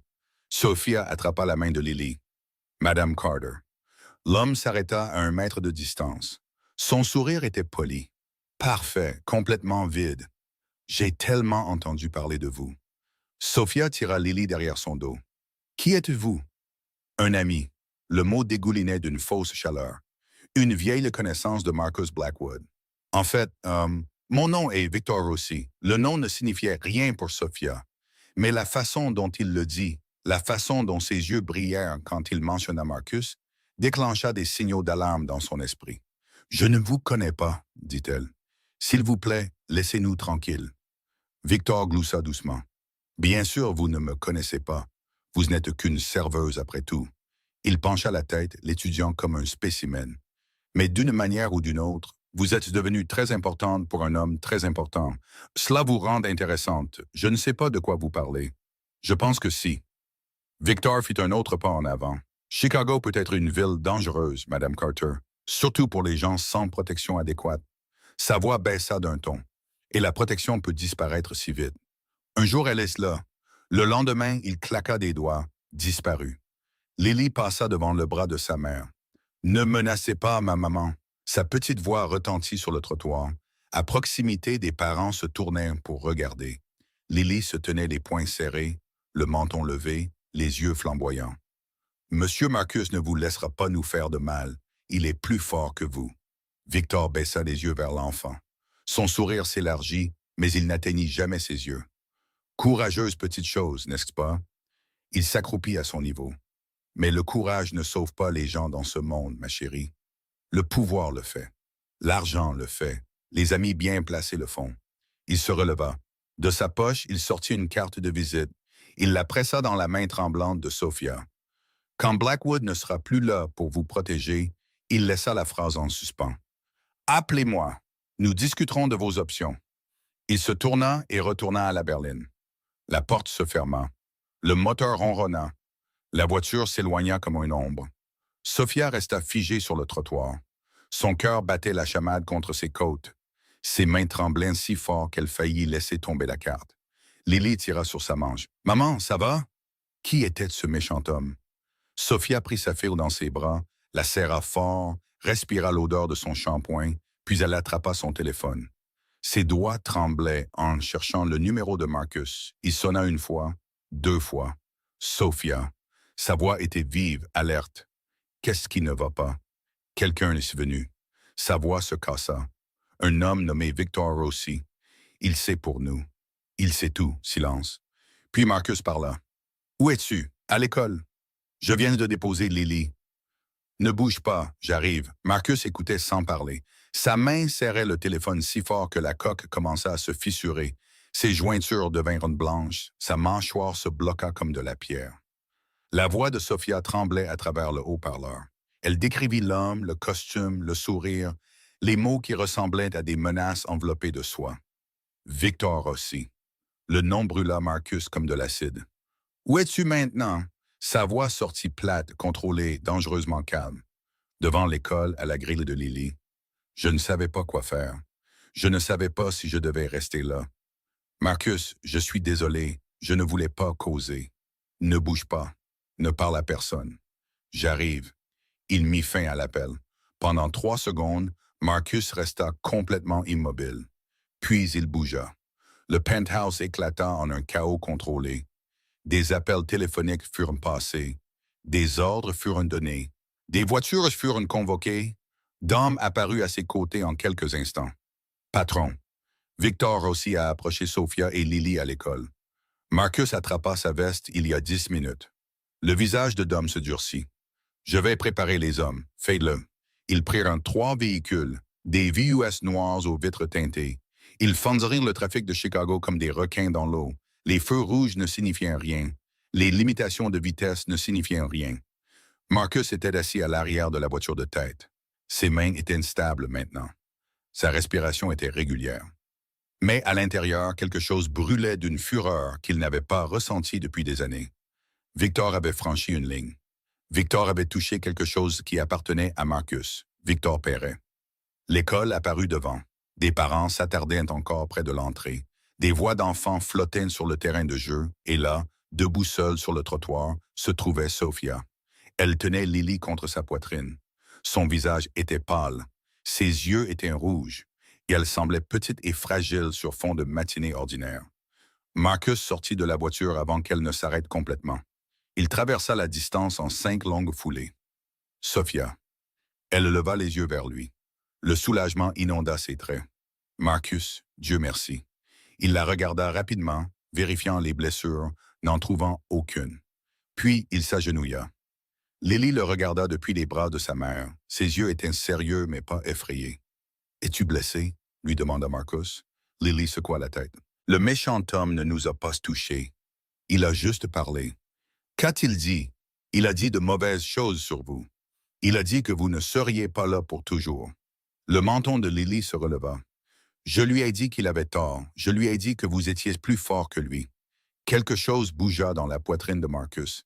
Il tendit la main et toucha doucement la joue de Lily. « Tu as été très courageuse. »« Je n'avais pas peur, » dit Lily. Puis elle fit une pause. « Mais maman avait peur. » Marcus se leva et fit face à Sophia. Ses mains tremblaient encore. Elle serrait la carte de visite de Victor comme si elle était empoisonnée. « Je suis désolée, » murmura-t-elle. « Je ne voulais pas vous entraîner dans. Vous ne m'avez entraîné nulle part. Mais cet homme, Victor, il a dit des choses sur vous, sur nous. Je ne comprends pas ce qui se passe. » Marcus prit la carte de sa main. Il la regarda brièvement, puis la glissa dans sa poche. « Vous n'avez pas besoin de comprendre, » dit-il. « Vous avez juste besoin de me faire confiance. Je vous fais confiance. » Les mots sortirent avant que Sophia ne puisse les arrêter. « Je ne sais pas pourquoi, mais c'est le cas. » Marcus hocha la tête une fois. « Alors venez avec moi, toutes les deux. »« Où? »« Quelque part en sécurité. » Sa voix n'admettait aucune discussion. « Vous ne pouvez pas retourner à votre appartement. Vous ne pouvez pas aller au restaurant. » Victor sait où se trouvent ces endroits. Le visage de Sophia s'affaissa. « Mais nos affaires, les vêtements de Lily, ses jouets, je vais demander à quelqu'un de les récupérer. Marcus, je ne peux pas vous demander de... Vous ne demandez rien. » Il s'approcha, assez près pour qu'elle puisse voir le feu brûler dans ses yeux sombres. « Je vous le dis, c'est ma guerre maintenant. » Victor l'a rendu personnel en s'approchant de vous et de Lily. Il fit un geste vers le VUS qui attendait. « Montez dans la voiture, s'il vous plaît. » Sophia hésita un instant seulement. Puis elle hocha la tête. Marcus les aida à monter à l'arrière. Il monta à côté d'elle. Dom était assis à l'avant, le téléphone déjà collé à son oreille. Marcus croisa son regard dans le rétroviseur. Trouve tout. Comment Victor savait pour elle. Où il a eu ces informations et appelle les lieutenants. On se réunit ce soir. Dom hocha la tête. Et Tony Marcello? Les yeux de Marcus devinrent froids. Trouve-le aussi. C'est lui qui a parlé à Victor. Le convoi s'éloigna de l'école. Sur la banquette arrière, Lily s'appuya contre l'épaule de sa mère. Sophia passa un bras autour de sa fille et regarda par la vitre teintée. Marcus les regardait toutes les deux. La fureur brûlait toujours en lui. Mais maintenant, elle avait une direction. Victor Rossi avait fait la pire erreur de sa vie. L'ascenseur s'ouvrit sur un monde différent. Sophia entra dans le penthouse et cessa de respirer. Des fenêtres du sol au plafond s'étendèrent sur tout le mur. Chicago s'étalait en dessous comme un tapis scintillant. Le soleil de l'après-midi se déversait à travers le verre, illuminant un salon plus grand que tout son appartement. Des sols en marbre blanc, des meubles en cuir, une cuisine avec des comptoirs qui brillaient comme des miroirs. Elle avait vu des endroits comme ça dans les magazines, dans les films, jamais dans la vraie vie, jamais comme un endroit où elle pourrait réellement se tenir. Maman, maman, regarde. Lily traversa la pièce en courant, ses petits pieds claquant contre le marbre. Il y a une télé plus grande que tout notre mur. Et regarde le canapé. Il est si doux. Elle se jeta sur les coussins en cuir et rebondit. Et il y a des escaliers. Pourquoi y a-t-il des escaliers à l'intérieur d'une maison? Marcus se tenait à côté de Sophia. Les chambres sont à l'étage, 2 d'entre elles. La cuisine est entièrement équipée. Il y a une piscine sur le toit si Lily veut nager. La tête de Lily apparut de derrière le canapé. Une piscine sur le toit. Elle se précipita vers l'escalier en colimaçon avant que Sophia ne puisse répondre. « Lily, attends. »« C'est sûr, dit Marcus. Le toit est clos. Clôture de sécurité tout autour. » Sophia regarda sa fille disparaître dans les escaliers. Des cris excités résonnèrent un instant plus tard. Elle se tourna vers Marcus. « Je ne peux pas. » Elle fit un geste impuissant vers la pièce. « C'est trop. Je ne peux pas payer pour quelque chose comme ça. Je ne pourrais pas le payer en sentence. Je ne vous demande pas de payer, alors que demandez-vous? » Marcus croisa son regard. « Je vous demande de rester en vie. » Les mots restèrent en suspens entre eux. Sophia enroula ses bras autour d'elle. La peur du matin persistait encore dans ses os. Le sourire de Victor Rossi, ses yeux froids, la façon dont il avait regardé Lily. « Il y a des gardes, » continua Marcus. « 2 dans le hall, 2 à cet étage. Le bâtiment a des caméras de sécurité à chaque entrée. Personne n'entre sans autorisation. Pour combien de temps? Aussi longtemps qu'il le faudra. » Sophia secoua lentement la tête. « Je ne vous comprends pas. » Sa voix était à peine plus qu'un murmure. « Je ne suis personne. Une serveuse, une veuve. Pourquoi faites-vous tout ça pour nous? » Marcus resta silencieux un long moment. Il se dirigea vers la fenêtre et regarda la ville en dessous. Son reflet le fixait, un homme en costume cher debout dans une pièce chère, portant le poids d'un empire sur ses épaules. « Une fois, dit-il finalement, il y avait quelqu'un que j'aimais beaucoup. Elle avait besoin d'aide, elle avait besoin de quelqu'un pour la protéger. » Sophia attendit. J'étais trop jeune, trop faible. Je ne pouvais rien faire. Sa voix baissa. Je l'ai regardée mourir parce que personne ne s'est soucié de la sauver. La douleur dans ses mots était ancienne, profonde. Une blessure qui n'avait jamais complètement guéri. Sophia s'approcha. « Votre mère ?» Marcus ne répondit pas. Il n'en avait pas besoin. « Je suis désolé, » murmura Sophia. « Ne le soyez pas. » Il se tourna vers elle. « Laissez-moi juste faire ce que je n'ai pas pu faire à l'époque. Laissez-moi vous garder en sécurité. » Avant que Sophia ne puisse répondre, Lily descendit les escaliers en trombe. « Maman, il y a une baignoire aussi grande qu'une voiture, et les lits sont comme des nuages. » Elle attrapa la main de Marcus et tira. « Monsieur Marcus, resterez-vous pour le dîner, s'il vous plaît. On peut commander une pizza ou cuisiner quelque chose. Maman fait de très bons spaghettis. » Marcus baissa les yeux sur la petite main qui serrait la sienne. Il devrait dire non. Il avait des réunions à organiser, une guerre à planifier, un ennemi à détruire. Mais les yeux de Lily étaient si brillants, si pleins d'espoir, et quelque chose dans sa poitrine ne le laissait pas partir. « D'accord, s'entendit-il dire, je resterai. » Lily applaudit. Sophia sourit, un vrai sourire, le premier de la journée. 1 heure plus tard, ils étaient assis autour de l'îlot de cuisine. Sophia avait trouvé des pâtes dans le garde-manger. Une sauce simple, rien d'extraordinaire. Mais alors que Marcus mangeait avec eux, que Lily bavardait sur son école, ses rêves et la piscine géante sur le toit, il sentit quelque chose d'étrange s'installer en lui. Chaleur, appartenance. Pour la première fois en 27 ans, Marcus Blackwood se sentit chez lui. Le penthouse était silencieux. À l'étage, Sophia et Lily dormaient dans les lits doux comme des nuages. Leur respiration était régulière, paisible, inconscience de la tempête qui se préparait d'en bas. Marcus se tenait près de la fenêtre du salon. Les lumières de la ville se reflétaient dans ses yeux sombres. Derrière lui, 4 hommes étaient assis autour de la table à manger. D'hommes, 2 lieutenants supérieurs, un homme qui s'occupait des informations, des rumeurs, des secrets, les choses que les gens chuchotaient dans les coins sombres. Rapport, dit Marcus sans se retourner. Dom parla le premier. Victor aussi se mobilise. Nos sources disent qu'il prépare quelque chose de grand. Une offensive pour tout le nord de la ville. L'un des lieutenants se pencha en avant. Il achète des loyautés, soudoie certains de nos plus petits opérateurs, leur promettant de meilleures offres s'ils changent de camp. Combien se sont retournés? 3 jusqu'à présent. Peut-être plus dont nous ne savons rien. Marcus absorba cela en silence. L'homme de l'information se racla la gorge. Il y a autre chose, patron. Dis-le. Tony Marcello. Le nom tomba comme une pierre dans l'eau calme. Il travaille pour Victor maintenant. Depuis la nuit où vous l'avez jeté dehors. Marcus se tourna lentement. Que fait-il exactement? Il conseille, il donne tout ce qu'il sait sur vos opérations, vos itinéraires, vos horaires, quelles entreprises sont des façades, quels lieutenants ont des faiblesses. La voix de Dom se durcit. Il a aussi parlé à Victor de Mme Carter et de la petite fille. C'est comme ça que Rossi a su où les trouver. C'est pourquoi il les a approchés à l'école. La pièce devint glaciale. Marcus se dirigea vers la table. Ses mouvements étaient lents, délibérés, le calme avant une explosion. Tony les a vendus. Oui, il a mis une cible sur une enfant de 6 ans. Oui. Marcus posa les 2 mains à plat sur la table. Où est-il maintenant? Nous le suivons. Il séjourne dans l'une des propriétés de Victor dans le sud. Grosse sécurité. Marcus ferma les yeux. La fureur était là, brûlante, exigeant du sang. Chaque instinct lui criait de frapper maintenant, de trouver Tony Marcello et de le faire payer pour chaque mot qu'il avait prononcé. Mais la fureur faisait des erreurs, et les erreurs mettraient Sophia et Lily en danger. Il ouvrit les yeux. Si nous frappons Victor directement, que se passe-t-il? Dom comprit la question.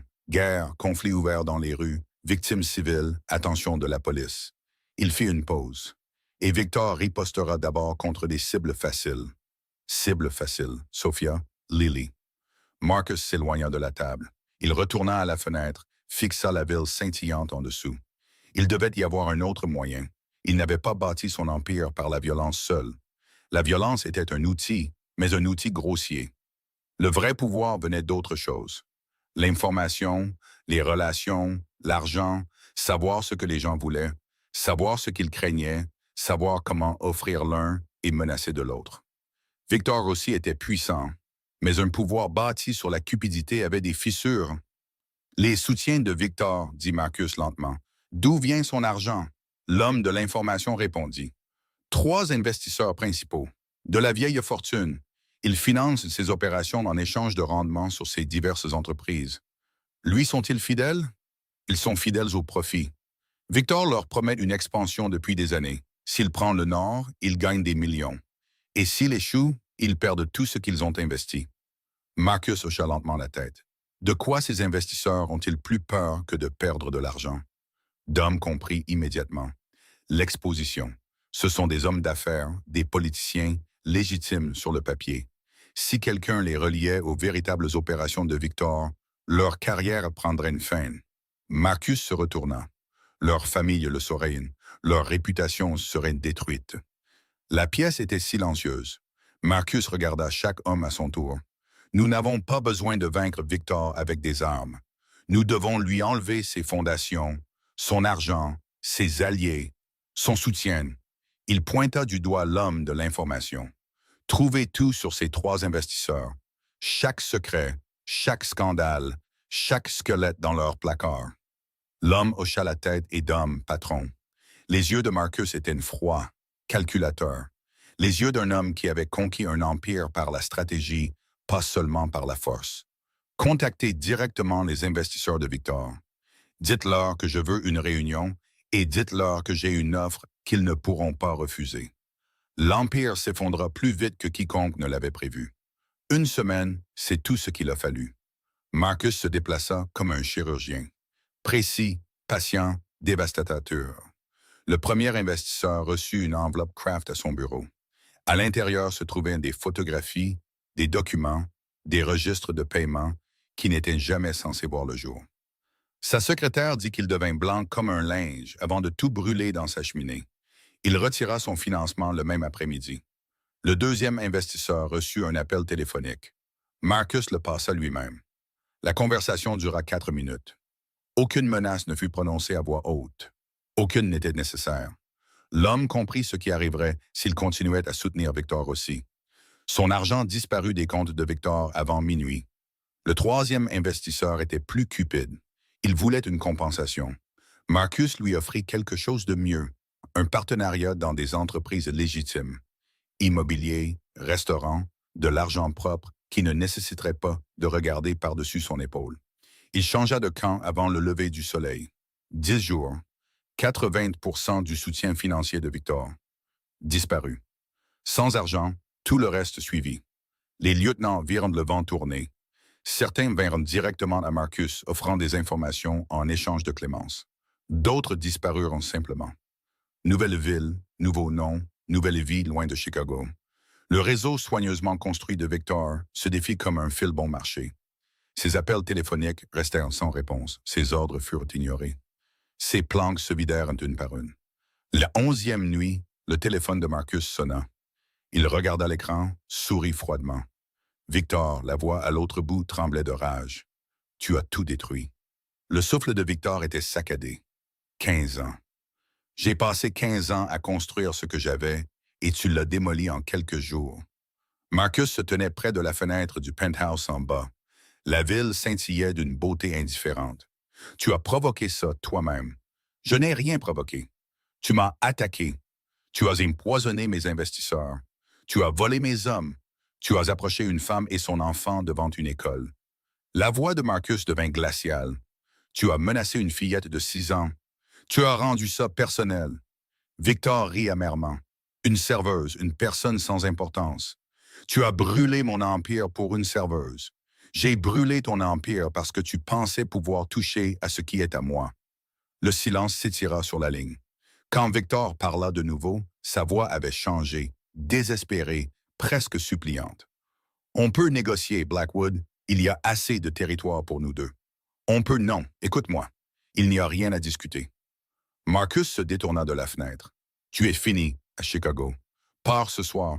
Si tu es encore là demain, je ne serai pas clément 2 fois. Le sang-froid de Victor vola en éclats. Tu es devenu faible. C'est ça. Une femme et sa gamine t'ont rendu faible. Non. La voix de Marcus portait une certitude absolue. Ils m'ont donné quelque chose à protéger, et ça m'a rendu plus fort que tu ne le comprendras jamais. Ce n'est pas fini, Blackwood. Pour toi, si. La respiration de Victor devint plus lourde, plus colérique. Tony, cracha-t-il. Tony Marcello n'arrêtera pas. Je pars peut-être, mais lui reste. Il veut ta peau. Il veut que cette femme et son enfant souffrent. Il n'abandonnera jamais. Marcus ne ressentit aucune peur, seulement de la détermination, alors qu'il essaye. La ligne se coupa. Marcus baissa le téléphone. Dehors, un moteur de voiture démarra quelque part au loin. Des pneus crissèrent. Victor Rossi s'enfuit dans la nuit, n'emportant que sa fierté brisée. Mais Marcus ne célébra pas. L'ennemi principal était parti.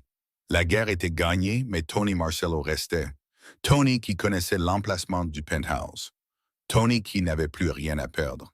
Tony dont la haine brûlait depuis des semaines. Quelque part dans l'obscurité de Chicago, un homme désespéré planifiait sa vengeance. Et il n'arrêterait pas tant que quelqu'un ne serait pas mort. Tony n'avait plus rien. Pas d'argent, pas d'alliés, pas d'avenir. Victor l'avait abandonné sans un regard. La dette de jeu tournait toujours comme des vautours. Chaque porte à Chicago s'était refermée, mais la haine le maintenait en vie. Il rassembla ce qui restait. 4 hommes prêts à mourir pour le bon prix. des armes achetées à des revendeurs désespérés. Un code de sécurité volé à un garde qui avait lui-même des dettes de jeu. Ce soir, ça se terminerait d'une manière ou d'une autre. Le penthouse était calme à 2 heures du matin. Sophia dormait à l'étage avec Lily blottie contre elle. Les lumières de la ville peignaient de doux motifs sur le plafond. La paix avait enfin commencé à sembler réelle. Puis l'alarme hurla. Des lumières rouges clignotèrent. Le panneau de sécurité cria. Quelque part en bas, du verre se brisa. Les yeux de Sophia s'ouvrirent brusquement. Lily, elle attrapa sa fille, encore à moitié endormie. « Bébé, réveille-toi. On doit bouger. Maman, qu'est-ce qui se passe? Tu te souviens de ce que Marcus nous a dit? La chambre forte? » Lily hocha la tête, soudainement alerte. « Viens, maintenant. » Elles coururent dans le couloir. Sophia composa le code que Marcus lui avait fait mémoriser. Un panneau caché s'ouvrit. Elle poussa Lily à l'intérieur de la pièce renforcée. « Reste ici. N'ouvre cette porte pour personne sauf moi ou Marcus. Maman, j'ai peur. Je sais, mon bébé. Mais tu es courageuse. La fille la plus courageuse que je connaisse. » Sophia l'embrassa sur le front. Le panneau se referma. En bas, Marcus bougeait déjà. Dom était apparu de la chambre d'amis, arme au poing. 2 autres gardes les rejoignirent depuis le couloir. Les portes de l'ascenseur avaient été forcées. Des bruits de pas résonnèrent dans sa cage d'escalier. 5 hostiles, rapporta Dom, vérifiant son téléphone, montant par l'escalier de service. Marcus sortit son arme. Position. Ils se dispersèrent dans le salon, derrière les meubles, le long des murs, créant des zones de tir croisées. La porte de la cage d'escalier explosa vers l'intérieur. Tony entra le premier, tirant à tout va. 4 hommes suivirent, des tueurs à gages aux yeux morts et aux mains fermes. Les balles déchirèrent le penthouse. Le verre se brisa. Le marbre se fissura. La belle pièce devint une zone de guerre. Marcus se déplaçait comme une ombre. Il tira 2 fois. Un agresseur tomba, puis un autre. Dom abattit un troisième avec une efficacité brutale. Le 4e homme tenta de les contourner. Un garde l'intercepta près de la cuisine. Ils tombèrent tous les 2. Soudain, le silence. Tony se tenait seul au milieu de la pièce. Son arme cliqua, vide. Sa poitrine se soulevait. Du sang d'une éraflure coulait le long de son bras. Il regarda ses hommes tomber. Puis il regarda Marcus. « Tu m'as tout pris. » Sa voix se cassa de folie. « Mon travail, mon argent, ma dignité, tout ça à cause de cette femme et de sa gamine. » Marcus marcha lentement vers lui. « Tu t'es tout pris à toi-même, Tony. Quand tu as volé des gens qui ne pouvaient pas se défendre, quand tu as menacé une mère qui essayait de nourrir son enfant, je survivais. Tu te nourrissais de leur faiblesse. » Tony recula en trébuchant. « Tu penses que tu vaux mieux que moi? » Il rit sauvagement. « Tu es un meurtrier, un criminel, un monstre.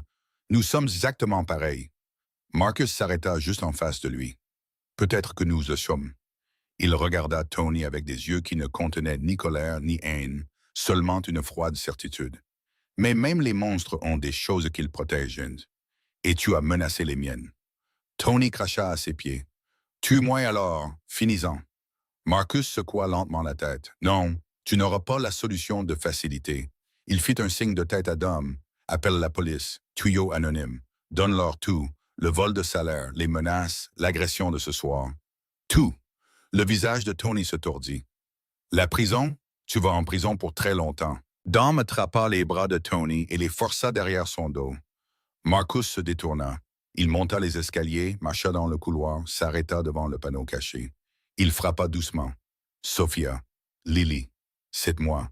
C'est fini. » Le panneau s'ouvrit. Lily sortit la première. Elle se jeta sur les jambes de Marcus en roulant ses petites bras autour de lui avec une force désespérée. « Je savais que tu nous garderais en sécurité. Je le savais. » Marcus s'agenouilla. Il l'atteint avec précaution, comme quelque chose de précieux. « Tu as été courageuse, dit-il doucement. Si courageuse. » Sophia sortit plus lentement. Ses yeux étaient rouges, des larmes coulaient sur ses joues. Mais quand elle regarda Marcus, autre chose brillait à travers la peur. De la gratitude, de la confiance, et quelque chose de plus profond. Quelque chose qui avait grandi depuis la nuit où une petite fille s'était approchée d'un étranger pour demander de l'aide. « Merci, » murmura Sophia. Marcus se leva, Lily toujours accrochée à sa main. « Vous êtes en sécurité maintenant, dit-il. toutes les deux, pour toujours. 3 mois passèrent comme une pluie bienfaisante. Les cicatrices restaient, mais elles avaient commencé à s'estomper. Les cauchemars venaient moins souvent. La peur relâchait son emprise, un jour à la fois. Sophia travaillait toujours au Lestella, mais tout avait changé. Elle ne portait plus de plateau entre les tables. Elle n'essuyait plus les comptoirs ni ne frottait la vaisselle jusqu'à ce que ses mains saignent. Maria avait pris sa retraite en Floride et Marcus avait offert à Sophia le poste de directrice. Elle avait ri au début, pensant qu'il plaisantait. « Je ne sais pas comment diriger un restaurant, » avait-elle dit. « Tu sais travailler plus dur que quiconque que j'ai jamais rencontré, » avait-il répondu. « Le reste peut s'apprendre. » Alors, elle apprit et elle était douée, plus que douée. Le personnel la respectait parce qu'elle avait été l'une d'entre eux. Elle comprenait leurs difficultés. Elle s'assurait que personne ne soit jamais impayé. Lily s'épanouissait d'une manière que Sophia n'avait jamais osé espérer. De nouveaux amis apparurent à l'école. Des invitations à des fêtes d'anniversaire arrivèrent. Ses notes s'améliorèrent. Elle riait plus. Elle s'inquiétait moins. Elle cessa de demander s'ils auraient assez d'argent pour le dîner. L'appartement qu'elles avaient craint de perdre devint un souvenir. Elle vivait dans un nouvel endroit maintenant. Rien d'aussi grandiose que le penthouse, mais sûr, chaleureux à elle. Et Marcus venait leur rendre visite chaque semaine, parfois plus. Il ne s'annonçait jamais. Il apparaissait simplement au restaurant pendant les heures creuses, ou à leur appartement le dimanche soir, ou aux pièces de théâtre de l'école de Lily, assise au dernier rang où personne ne le remarquerait. Mais Lily le remarquait toujours. « Monsieur Marcus » criait-elle, courant vers lui comme s'il était la meilleure surprise du monde, et il la rattrapait à chaque fois. Ce soir était un dimanche, ils avaient mangé ensemble à l'appartement. De la nourriture simple, des pâtes, de la salade et du pain que Lily insistait pour beurrer elle-même. La conversation coulait facilement maintenant, plus de silence gênant, plus de distance prudente. Ils étaient devenus quelque chose qu'aucun d'eux n'attendait, une famille. Après le dîner, Lily s'endormit sur le canapé, son petit corps enroulé autour d'un ours en peluche que Marcus lui avait apporté des semaines auparavant. Sa respiration était douce et paisible. Sophia la couvrit d'une couverture. Puis elle se dirigea vers le balcon où Marcus se tenait seul. La ligne d'horizon de Chicago scintillait dans l'obscurité. 1 million de lumières, 1 million d'histoires. Quelque part là-bas, la vie continuait dans tout son chaos, sa cruauté et sa beauté. Sophia s'appuya contre la balustrade à côté de lui. « Puis-je vous demander quelque chose? » Marcus hocha la tête. « Je ne comprends toujours pas tout à fait. » Elle parla doucement, craignant de briser l'instant. « Pourquoi vous nous avez aidés? Pourquoi vous avez risqué tant de choses pour des étrangères? » Marcus resta silencieux un long moment. La ville bourdonnait d'en bas. Une sirène retentit au loin. L'air nocturne portait l'odeur de la pluie. « Ma mère, dit-il finalement. Elle s'appelait Helena. » Sophia l'attendit. Elle travaillait dans un restaurant comme vous. Elle portait des plateaux. Elle nettoyait des tables. Elle rentrait à la maison si fatiguée qu'elle pouvait à peine tenir debout. Sa voix devint plus lourde. Le propriétaire a cessé de la payer, tout comme Tony l'a fait avec vous. Elle a supplié. Elle a plaidé. Personne n'a aidé. Sophia sentit les larmes monter. « J'avais 10 ans, » continua Marcus. « Je l'ai vu devenir plus mince, plus faible. J'ai vu la lumière s'éteindre dans ses yeux. Un jour à la fois, il agrippa la balustrade. Elle s'est effondrée au travail. Insuffisance cardiaque. Son corps a simplement lâché. Sa mâchoire se crispa. Je lui ai tenu la main à l'hôpital. Je l'ai senti devenir froide.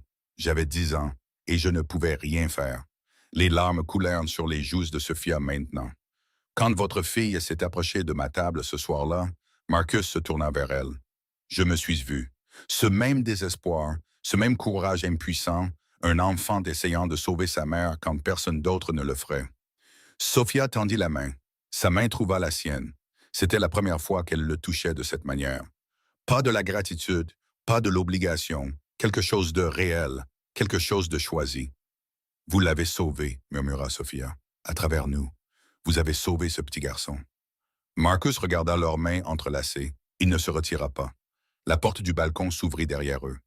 Maman, Lily se tenait dans l'embrasure, se frottant les yeux. Ses cheveux étaient en désordre à cause du sommeil. L'ours en peluche pendait de sa main. « Pourquoi pleures-tu? » Sophia s'essuya rapidement le visage. « Des larmes de joie, mon bébé. Seulement des larmes de joie. Lily se dirigea vers eux. Elle leva les yeux vers Marcus avec des yeux sérieux. Monsieur Marcus? Oui. Voulez-vous faire partie de notre famille? La question flotta dans l'air nocturne. Simple, direct, comme seuls les enfants peuvent poser les questions qui comptent le plus. Marcus regarda Lily, puis Sophia. Les lumières de la ville se reflétaient dans leurs yeux. Le même espoir, la même peur, le même souhait inexprimé. Il s'agenouilla. J'aimerais beaucoup ça. Lily jeta ses bras autour de son cou. Sophia les rejoignit, ses bras enroulés autour d'eux deux. 3 personnes brisées se tenant les unes les autres. Pour la première fois en 27 ans, Marcus Blackwood se sentit entier. Parfois, les plus grands changements commencent par les plus petites voix. Une fillette de 6 ans s'est approchée de l'homme le plus dangereux de la pièce et a dit une simple vérité. Ma maman travaille si dur, mais le patron ne veut pas la payer. Elle ne comprenait pas le monde des adultes. Elle ne connaissait pas le pouvoir, la peur ou les murs que les gens construisent autour de leur cœur. Elle savait seulement que sa mère souffrait et elle a été assez courageuse pour demander de l'aide. Ce courage a tout changé.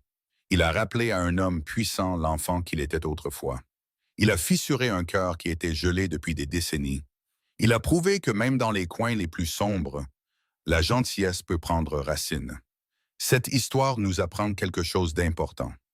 La force ne réside pas dans le pouvoir que vous détenez. Elle réside dans ce que vous choisissez d'en faire. La vraie force protège les vulnérables. La vraie force défend ceux qui ne peuvent pas se défendre eux-mêmes. Et parfois, les personnes qui semblent les plus intouchables sont celles qui ont le plus besoin de connexion. Si cette histoire a touché votre cœur, veuillez prendre un moment pour vous abonner à notre chaîne. Votre soutien nous aide à créer plus de contenu significatif chaque jour. Appuyez sur le bouton « J'aime » et partagez cette vidéo avec quelqu'un qui a besoin de l'entendre. Nous aimerions connaître vos pensées. Comment cette histoire vous a-t-elle fait sentir? Avez-vous déjà vu quelqu'un défendre une personne qui n'avait pas de voix? Avez-vous déjà été cette personne qui avait besoin d'aide ou celle qui l'a donnée? Veuillez partager vos réflexions dans les commentaires ci-dessous. Nous lisons chacun d'entre eux et vos histoires nous inspirent profondément. Merci de faire partie de cette communauté. Nous vous souhaitons une bonne santé, de la joie dans votre vie quotidienne et la paix dans votre cœur. Prenez soin de vous et des gens qui vous entourent. Au revoir pour l'instant et nous nous retrouverons dans la prochaine.